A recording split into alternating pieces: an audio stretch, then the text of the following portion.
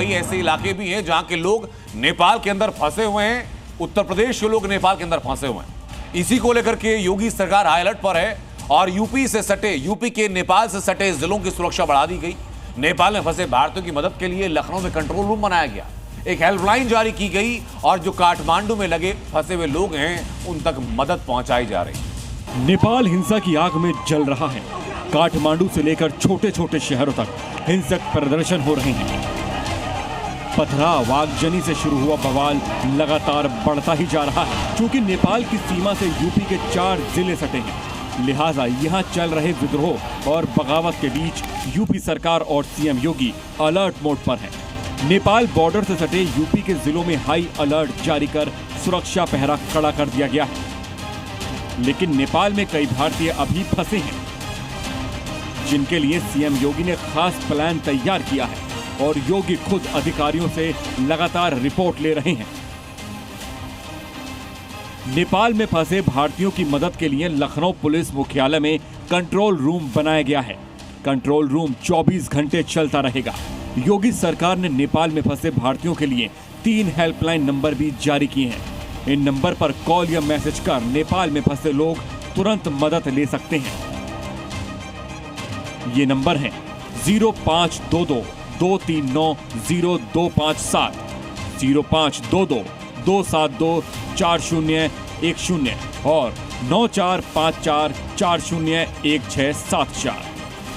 एक तरफ योगी सरकार नेपाल में फंसे भारतीयों को सुरक्षित निकालने में जुटी है, तो दूसरी तरफ योगी फोर्स की एक टीम सोशल मीडिया पर भी पैनी नजर रखे हुए है, ताकि पड़ोसी मुल्क में अराजक माहौल का कोई गलत फायदा उठाने की कोशिश न करे।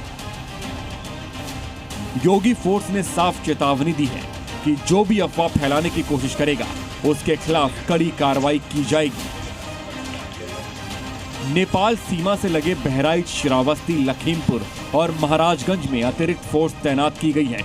एसएसबी के जवान लगातार चेकिंग कर रहे हैं और पूरी जांच के बाद ही लोगों को भारत में दाखिल होने दिया जा रहा है।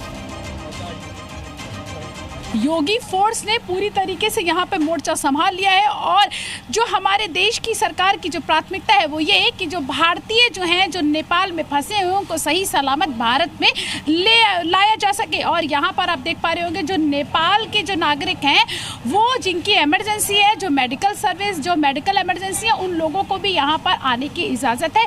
हालांकि पूरी तरीके से इनके जो ID कार्ड है, आधार कार्ड है, वो यहाँ पर इनकी गहनता से जाँच की जा रही है।